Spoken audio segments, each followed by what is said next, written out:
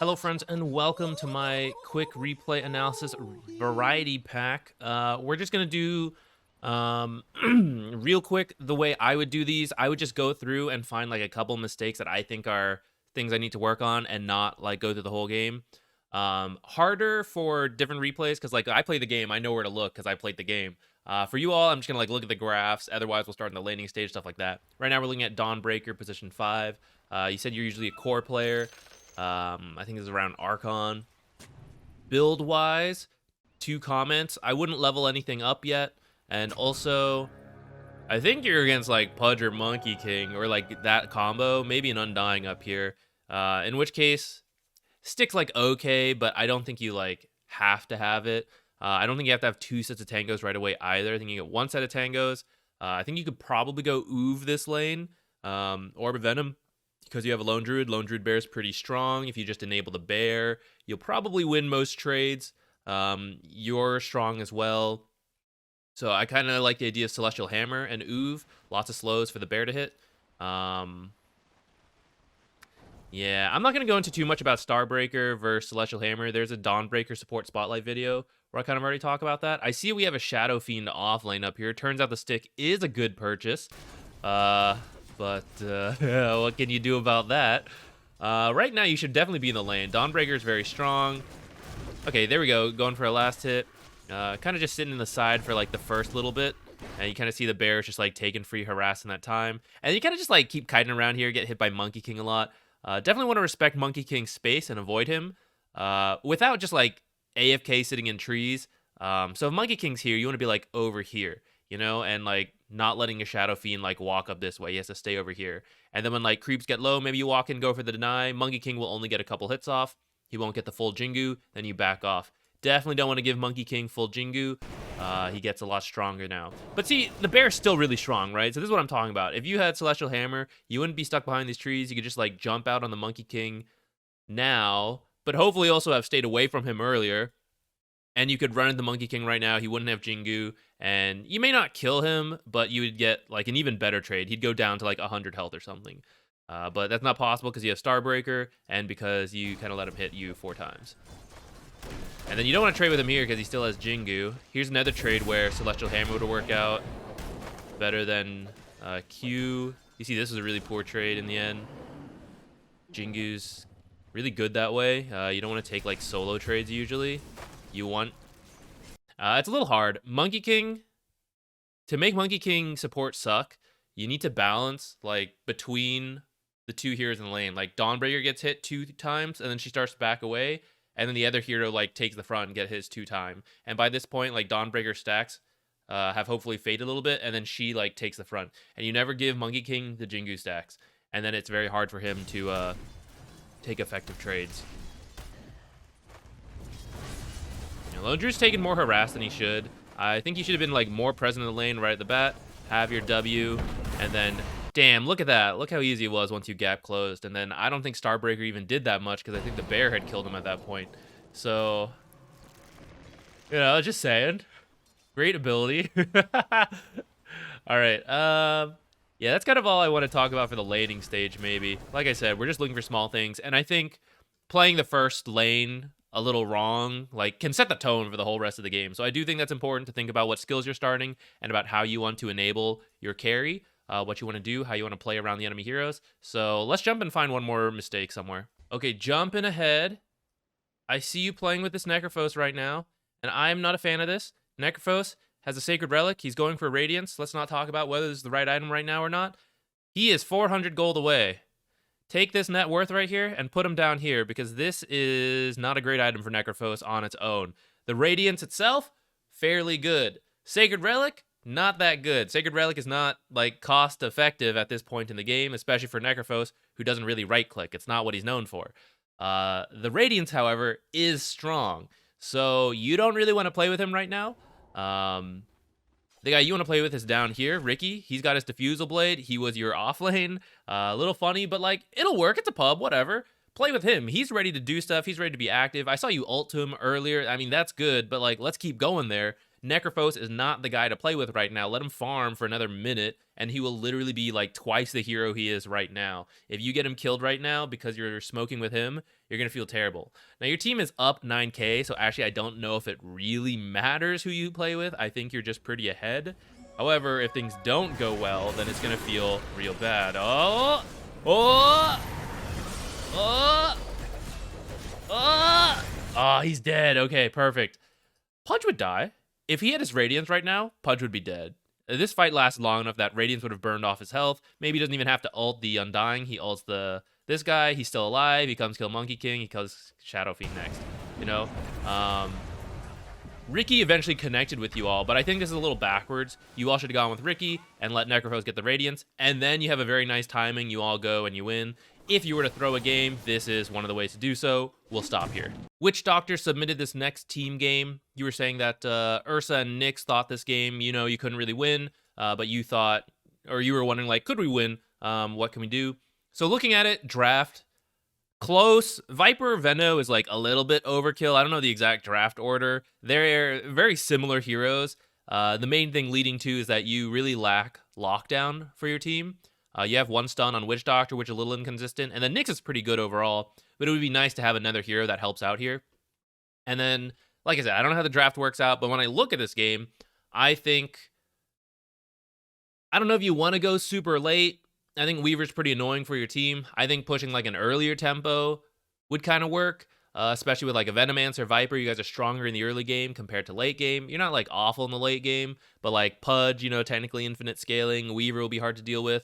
So I would have preferred to see an earlier push. And when I look at your items, they don't line up at all with that game plan. Which if your game plan was to go late, that's kind of like okay. But even then, I don't think your items line up. I like your team had different ideas of what to itemize for. So like you as a Witch Doctor, you went Ags. Ags is like, oh, my team needs more damage. Let me do that. I don't know. You got an Ursa. Ursa can itemize to kill anyone in the game. He has tons of damage if he's enabled. You have two heavy magic damage dealers. You know, I think damage is not your issue. I think enabling your team is the issue. And this Ags just doesn't really do that. We look at Ursa's item build. Ursa went for a Diffusal. This is a very aggressive early game build. It's not going to allow him to farm. That's why he's behind the Weaver at this point by quite a lot. If he had gone Battle Fury, maybe it's closer, and then that's a more late game oriented build. Diffusal is a very early game focused build. Like, this build overall is fine, but it's not matching up with you, his Witch Doctor support. It's not matching up with his Nyx, who built an Aghanim's, which is a very slow build up for the only guy with a stun. So now no one here can really start fights outside of like Vendetta, find a hero, stun, kill them. Or let me clarify, the enemy has to make mistakes and then it'll work out. But in terms of like everyone playing properly, the only way you really start fights is if Nyx runs up and stuns. And if they have any sentries, Nyx is going to die first, and then you're not going to have any stuns. Easy to use. You're like way in the back line. If you had a blink, it's a lot easier, specifically to like catch this Weaver and like cancel the Pudge ult, you know? So I think this build is also quite slow as the only guy with a like stun, like 2 stuns. I think Nyx needed a different build if Ursa's doing this early game build. This is a better like late game build if they're just going to like walk into you. And that could kind of work because you have a Venomancer. So like, oh, we like push up and they have to deal with us running into Venomancer wards and a Nyx Ags. Like, sure. However, that timing would be very hard to ever line up because Venomancer's ready to go at like level 7, 8. And Nyx Ags isn't coming online for quite a while because he's a support who's very slow at farming, you know? So I think like Blink Yule sounds a lot better. Venomancer, another like item just straight up for damage. Although it's got some utility, and then this is for canceling like channels, I guess, which I'm kind of open to. But I don't know. This is also just a very slow build in my opinion. I think something like Spirit Vessel into, I don't know, drums, boots, shard, maybe something to cancel stuns, or sorry, cancel channels. But also maybe that could be what the Nyx with the Blink is doing to enable the Venomancer to not have to build something like that. An Orchid maybe could be cool for the Weaver to cancel channels as well. But this to me doesn't, I don't know, if you were having a really good game on Venomancer, It doesn't look like you're having an amazing game, but like if you had a really good lane into stuff, then you can get this because then it's like super oppressive damage. That could work. But I think you had the Hurricane Pike and Yules first, and those are more like, I don't know, they're like different items. I don't see it like coming together in this game plan.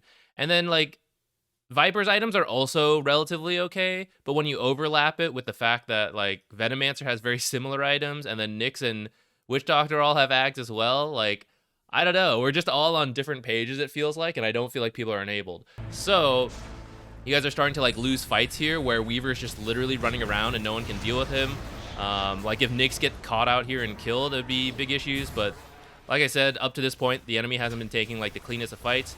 You guys do a bunch of buybacks, and you have to be like pretty careful here though. So like up to this point, for everything I've said, they have messed up. They've given you several team fights. You could still win this game. But after you guys all do this buyback, you end up like not playing that safe, like without the vision. You guys are like all scattered a bit. We just used like a bunch of buybacks. They just got Aegis, sitting in base a bit. This high ground defense, this is like all right? We got the Nyx Ags, the Venom Ward, so like at this point we're kind of okay. Like holding it off, going late. We just have to be very careful of the fact that we used all our buybacks. And then this happens where Ursa and Nyx are like way out here, while Viper, slow hero, he's back here. Your Witch Doctor, your Venomancer, you're back here. I think you saw someone TP out. I think it was Shadow Shaman who came back. But the other 4 heroes, I don't know where they are. They could all be here. And turns out that is where they are. And before Ursa has any support, any help from anyone on this team, he's half dead. Viper's half dead. Now we have the rest of the team here. Witch Doctor still almost here. And like you're losing this fight 4v5 because your team like scattered a whole bunch. Especially without buyback, you know, so you got to be very careful. This is the game losing fight to me, but there were issues up to this, like the itemization. Lotus Orb, by the way, I forgot to say that. Lotus Orb would be super good. Maybe Venomancer can pick that up. So many single target spells here to throw on the Ursa, so that he can like skip BKB for a bit. He can go like Diffusal, Blink, Basher into BKB, and in the meantime, he has like the Lotus to enable him. All those would begin, Force, Glimmer, all those classics. So yeah, that's what my thoughts on this game. Lone Druid off lane for the next one. This is a bit unorthodox. Usually people buy items to put on the bear because the bear is a lot stronger than you. Bear is like twice the hero of anyone else in the game at the beginning and then like drops off after that. So usually you put your items on the bear.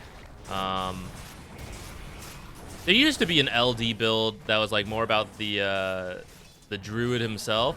That's not really in meta right now, though. So usually you give all this stuff to the bear. That might make your laning stage a little better. Looks like you're... Actually, what's your... it looks like you're doing okay so far, though. All right, you did end up transferring items to the bear. You just got these, so I'm not going to fault you or anything. I think you're having some micro issues here. You're, like, bringing your hero up while your bear's doing something else. This is unfortunate, but you lived! At this point, just live. Keep in mind, there's a lot of creeps coming in. Jug is unlikely. This is Legend, I think. I think he's unlikely to dive. Plus, Shadow Demon being here. Check with him. CVS mana. If Jug like runs in to try to Omni Slash you, you just get disrupted and you'll be saved. But honestly, don't even let him get close enough. Just stay far enough back. Get like these 6 creeps. This is a lot, but you kind of like walk back in. He hits 6 off the creeps dying, which is it's unlucky for you. You probably didn't plan for that. But it feels weird to say, but like maybe you should, you know? Like I hit 6, he's probably close to 6. Everyone gets surprised by creeps dying in lane and like people suddenly hitting 6. So like I'm not flaming you too hard on that, but I guess always think about the worst case scenario and then what's the punishment for that. So like in this case, worst case scenario, Jug hits 6 and he can kill me. Okay, so is it a big deal if I die? And when we look at the lane, this is a big deal. There's a lot of creeps at this stage of the game. You are doing like relatively well, but in looking to like improve and always win games, like always try to be better, these are the kind of risks we want to cut out. Like, hey, I'm losing so many creeps because I just walked up. And maybe it was a micro issue. Maybe I'm being too hard. You're trying to like move the bear and you stepped up too far. But I have seen this from other people too. And that's why I want to point it out, not just for like Lone Druid, which might have been micro mistakes, but like I see people take like, oh, I'm going to trade aggressively right here. And it's a terrible idea because there's a big wave coming in. They trade poorly. And then they just get zoned too hard and they miss a bunch of creeps. Or they go too hard, they die, miss a bunch of creeps. With other heroes, that it's not a micro problem. You know, it was a decision-making problem that was like, oh, I think we should fight here. Even though there's so many creeps coming in, it's not worth that risk. This is a very, like, similar situation with a harder hero. So I'll give you some slack on that, but I did want to point it out just to be aware of. And then this is the last thing I'm going to say. So you're currently sieging this tower, so you come up and cut this wave. Overall, this is fine. But the bear actually does a ton of damage to the tower. So if you want to take the tower now, leaving the bear here is actually probably the best thing you could do. And then you stand like somewhere here, aggro the creeps, but then just like run the creeps in circles around here while you're like close enough for the bear to like hit the tower. And then once someone TPs in like Jug, bring the bear back, kill the creeps. Coming over here is like, it's like second best, that's fine. You kill these, Jug TPs in, kills the tower push, so that's kind of over. But then you stay here to cut the next wave. Don't make this a habit if you're playing Lone Druid. Lone Druid's not like, oh, I'm going to dodge fights and like just farm up a bunch. You do want farm, but like the bear is strong. You don't like want to dodge the enemy carry. Like you want to be in the carry's face if you're playing Lone Druid with the bear. Offlane is a little weird, I guess. But like this bear's got 2,780 health, you know? Like the bear is strong. So if you're just using it to like cut creeps, it feels really weird. It also puts your hero at a lot of risk. Your hero who is a lot more susceptible to these kind of things. You typically want to be over here or like over here with the hero in the back, the bear up front, bullying the enemy hero. When ganks come in, the hero gets away. If the bear dies, you resummon the bear. But when you're back here, like we're not engaging the hero and we're not engaging the enemy hero with the bear, and our main hero is in a lot of like danger. And because of that, like they come, they gank you, they bring like this Dawnbreaker. It's a big rotation, but like it's possible because you're way back here, you know? Like maybe they try to do it here, but then your team has more chance to like help you. You have better chance to get away. This is kind of like not the playstyle you want if you're a Lone Druid, in my opinion. Having said that, I'm not a huge Lone Druid player, so I guess you can like if you've seen other people do it, pros do it, I guess you can ignore me. But you definitely want to be very careful of this kind of stuff. I don't think you were behind Jug or anything at this point in the game, so I feel like you can be like doing a more direct engagement. And with like these kind of mobility heroes, I wouldn't really want to be back here all that much. All right, 6K Mirana 4. This lane's going pretty well so far. TA was disconnected for like the first few seconds, and then it's like a Viper matchup. So you can see up to here, like this lane's going well. You body block the small camp. I don't know if you should do this pull. This is blocked, so I know the creeps are coming. Viper level 1 does not deal with creeps very well because he has no like wave clear yet. Has low armor, can't tank creeps. So I don't think you actually need to do this. I'd probably just arrow the creep and then stack it at 2 minutes. Maybe even stack this way to like continue to body block this. Since CM just unblocked this. Now they can like fight this Viper a little bit right here, and he can't fight at all because all these creeps are here. He actually just took like 200 plus damage because of this pull. And like none of the creeps are actually denied yet, so they're all coming up here. I don't know if you actually wanted to pull yet. Because I think the lane was going fine, you know? And now that Viper's under tower, like they're getting 2/3 of this hard camp and Viper's not here. He is getting solo XP. But I don't know if we needed to give them this, you know? Like, I feel like if we just kept playing the lane, like, it would have been fine. Ah, you're getting a CM kill. I don't know if that's guaranteed, you know? Like, I don't know if she's supposed to still be there. But I don't know. I would just be a little careful of this, like, hard pull when the lane was, like, already going all right, I think. Like, I think it's fine to just arrow it, stack it, and then do a full pull later when Viper's a little stronger, maybe has Nether Toxin. Maybe you can build up a creep wave, shove it in, do the pull, you know, things like that. Or for example, talking about your arrows saving, you hadn't like used it. I think, you know, if you want to do the pull, you could try to build up the wave, arrow the range creep early, and then like auto attack a little bit, do the pull. That way there's a couple extra creeps standing here to buy a bit more time for this pull. You have Viper come in, you guys kill the camp real quick, or you get a deny or two real quick, then you come back here. I think that also could have worked to get the lane in a better spot. Your catapult is still alive at this time. A few seconds pause is going to cost you here. You should try to intercept this next creep wave and drag it out. TA's given up on this lane. Crystal Maiden's just down here defending. So you want to take this tower as fast as possible because Viper, I mean, you don't know this in the game. He's top of net worth. He's doing really well. He's got his ult. You killing TA in here, unlikely. Viper killing TA in here, extremely high if he's on his own, even without you. So we want to free up Viper, and Viper should feel like, well, I won this lane, right? I can't just leave. I got to take this tower, and this tower's still pretty full health. This catapult, I mean, it might be a little tough to completely take this tower here, but we want to do as much as we can so that we can get him out of here. Maybe he can take over top, and your carry can go, like, start jungling, or maybe you guys invade. That part, you know, that'll depend on the game. But step one is getting him out of here. So you want to run down here and cut this creep wave that is, like, right about here right now. And I don't know, I would even be willing to, like, use a leap for it. Because if you pull this creep wave out and bring it to the small camp, then you can then dive the Crystal Maiden with your Viper and with this creep wave coming in. You have arrow. You don't even need it. You actually just run at her with the creeps, you know. Maybe arrow for vision in here just to know that they're not rotating in. That would be like overcommitment. So keep an eye on the minimap. Make sure Mars is like still up here. But you have Fortify available. I think this would be a good chance to like get her killed, get a bunch of tower damage in. Because she actually aggroes the catapult in. This is really dicey, but fortunately this melee creep is just within here. And then another one's running in. But notice how all your creeps are dying, and like then he doesn't want to tank, you know. This is how much tower damage we did without any of the creeps helping out.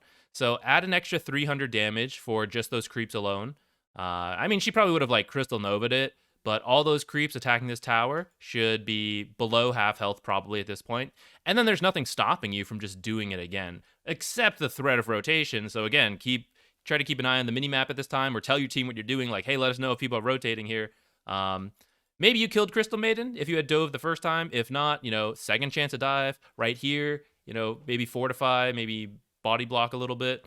Actually, probably fortify with the creeps alive. That's probably safer. Plus, it lets your creeps do more damage to the tower at that time. You can save it for like when you think you want to dive. Lots of different like specifics. I'm not too worried about it. The main thing is, I think you should have ran down here, cut this wave. It's like finishing this out. And actually, I'm glad I played offlane for a bit, lost MMR, but I learned this. You know, like if you're playing offlane and you're doing great, Viper still is going to struggle to kill Crystal Maiden on his own.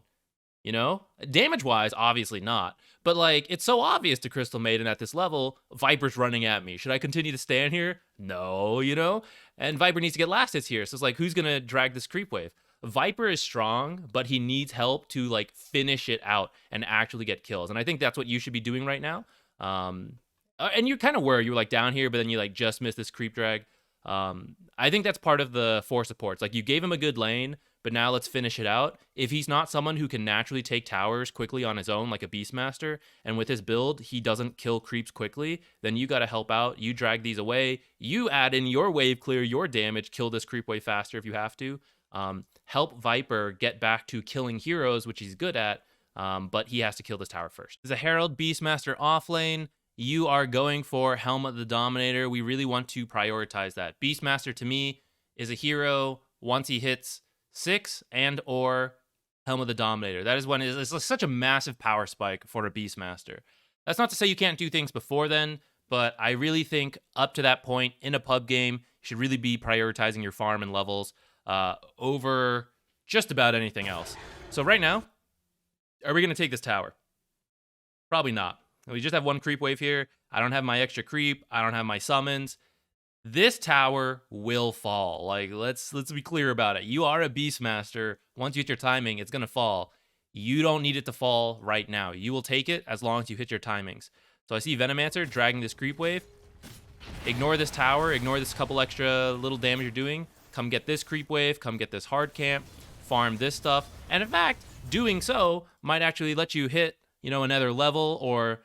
okay, you probably won't hit it before with this catapult. But, like, building up a creep wave here with this catapult makes more sense than trying to do, like, a little extra damage here, which, you know, what if you got Ice Shard trap near the tower, something like that. Suddenly you die, your whole timing's thrown off. You're having a good lane up to this point. So just like chilled as the pub. You don't have to go crazy. And try to get your farm, get your levels. You didn't really get punished for it this time, but you did miss that creep wave, which, you know, let's say you got all those last hits, you're up another extra 100 or 2, that much closer to getting the Helm of the Dominator that much faster. Snapfire Archon 4. Night Stalker is a relatively weak laner. You mainly just want to give him a good start. You're against a Medusa. We're not trying to kill Medusa in the first 5 minutes. We're looking to get Night Stalker a good start and kill her after that first 5 minutes. Once it hits nighttime and it gets way stronger. So your mindset going into this lane should be like, I don't want anything too crazy to happen. You know, Medusa's not that strong, but Night Stalker, like, he's not all that strong either in terms of getting kills. So we just want to farm up, out deny the Medusa, do pull, stuff like that.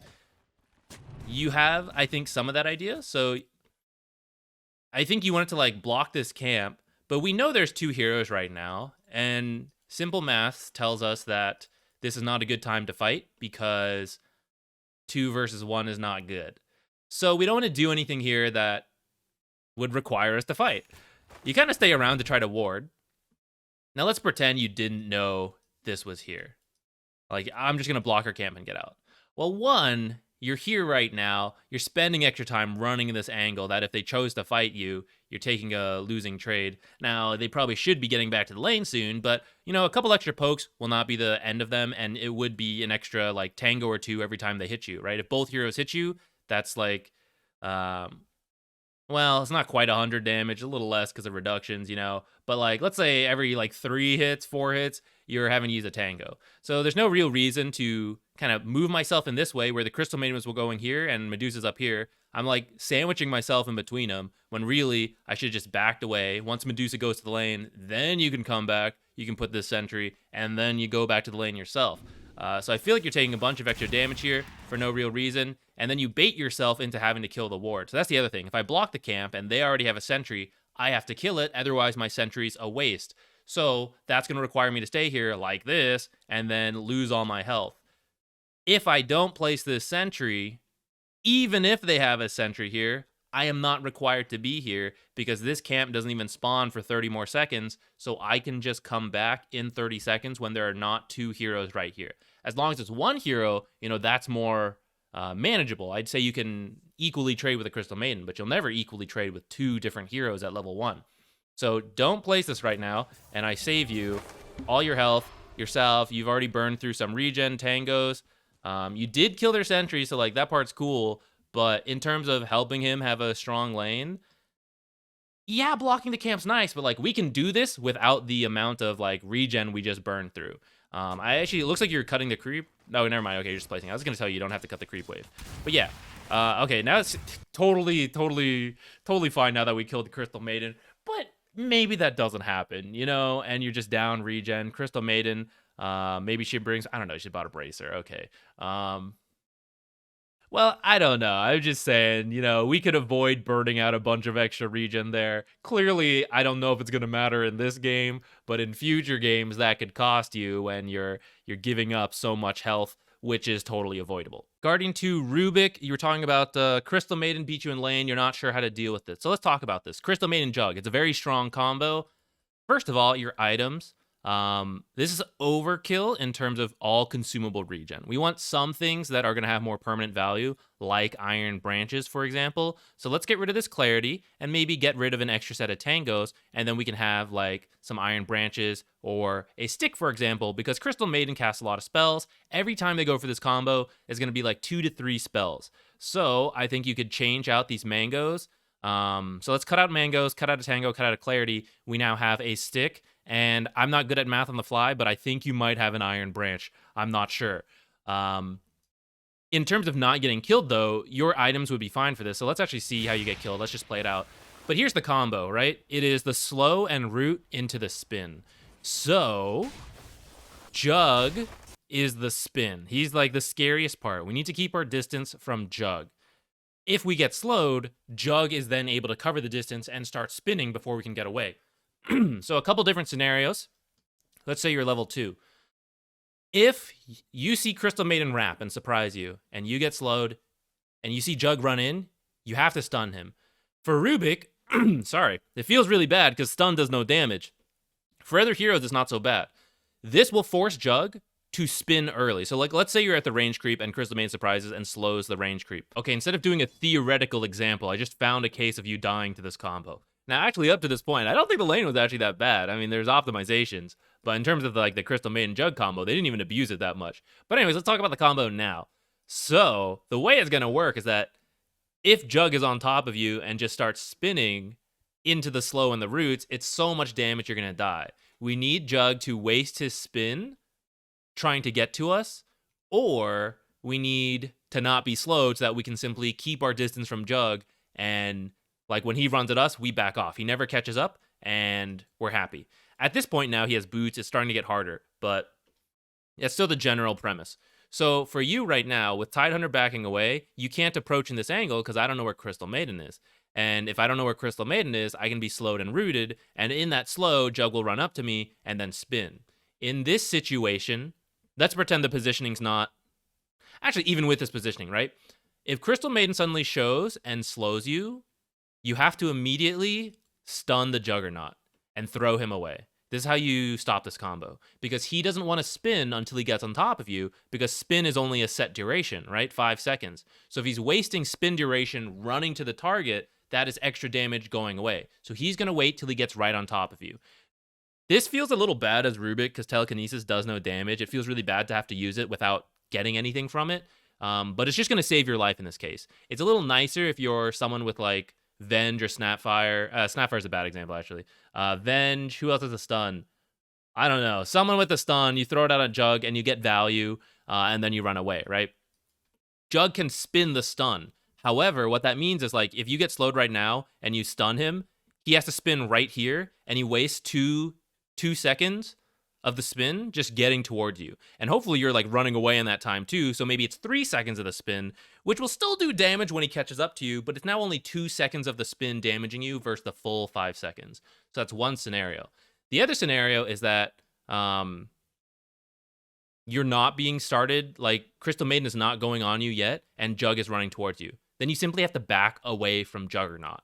And that's probably the most obvious, right? We just keep our distance. You're trying to do that right now and just not factoring in the Crystal Maiden. The other third case then is that if you see Crystal Maiden walking up to you, you must back away immediately and possibly throw your spells on Crystal Maiden to dissuade her from going on you first. Because if she gets the slow and the root, then the Jug's going to come in and blah, blah, blah. We already saw it. So that's kind of what happens here in this death, right? Jug's a little too close for comfort. And we didn't know where Crystal Maiden was, so now she roots you. He closes the gap. He actually doesn't even need to spin yet. He should save spin until you're running. But anyways, he spins full duration on you. You're slowed, and so that's why he's getting the full 5 seconds, and now you die. So if you weren't here getting surprised, and if you were further from Jug, you would have had more time to react to this stuff, maybe lift him away. But in this case, he got too close. We didn't respect the distance, and the Crystal Maiden surprised us. Here's another example, but with Tidehunter. So right now, we're trying to respect the spin combo, right? Tide should actually be a little hard to kill, but now with like level 3 spin, it's definitely possible. So this is a respectable distance, keeping it, right? As we go, he's getting a little closer and Crystal Maiden's coming in. So this means that they're about to do this. So Tide would have to like run away right now, back up this way. He gets way too close to Jug. This is too close, guys. If you don't know where the other support is, like a Crystal Maiden who's a kill combo, then this is too close to Jug. Now there's very little time in between her using spells. Jug can immediately run up and start attacking. Jug, by the way, if you ever happen to watch this, don't start spinning until they actually are running, because the benefit of spin is that you can move while doing full damage. You can't do that with auto attacks because you have to stand still and auto attack. So right now you should auto attack Tide while stepping forward, as long as there's nothing that can stop you from spinning and like throw you away. So because I know Rubik's here, you can wait. Maybe you don't know Rubik actually, in which case it's a fine spin. But if you know where the other support is, or they can't stop you from spinning, then attack a couple times. And once this route ends and Tide starts running away, then you start spinning and run next to him. And that way you keep up with him the whole time and doing full damage. And then the spin ends and you can attack and chase more. By spinning now, Later, like, you're gonna have to like chase him and kill him with auto attacks, but like you're gonna start stopping. Right now, you're stopping when you don't need to be. Like, we're not making use of the movement capability of Blade Fury. Anyways, back to Tidehunter's perspective. He shouldn't be up here without knowing where Crystal Maiden is, so he needs to like choose a side that he thinks is less risky. If he recently saw her on the left side, then he needs to be on the right side. Keep his distance from Jug. Just do like creep aggro. If it's just Jug spin alone, he'll live. It's the combo that's scary. That's why you need to know where they both are. And once spin's happening, you'll know there's like nothing you can do. Actually, maybe you could have body blocked the Jug to try to like get Tide away from the spin, but it's very tough at that point. So, almost died too. So hopefully that explains how to deal with this combo. It really applies with any other support besides Crystal Maiden. She just happens to have 2 spells, which is good, but like anyone with a slow or a stun, it's the exact same principle. When that comes out, you need to like stun the Jug to make him spin early so that he does minimal damage with the spin. Oh, that was actually the last one, so we're good. Thanks for watching. Bye.